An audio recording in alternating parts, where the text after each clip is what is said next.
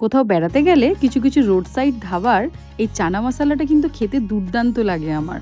আর তার সাথে যদি একটু পনির অ্যাড করা যায় তাহলে তো কথাই নেই। ওভারনাইট এই কাবলি চানাগুলো ভিজিয়ে রেখে সকালবেলা নুন আর হলুদ দিয়ে প্রেসার কুকারে 2 থেকে 3টে সিটি দিয়ে নিয়েছি। এবার একটা প্যানে সাদা তেল গরম করে তাতে 1 চিমটে নুন দিয়ে কিউব করে রাখা পনিরগুলো লাল লাল করে একটু ফ্রাই করে নেব। এবারে প্যানে একটু বেশি পরিমাণে তেল গরম করে গোটা গরম মশলা, জিরে আর অল্প জোয়ান দিয়ে ফোড়ন দেবো।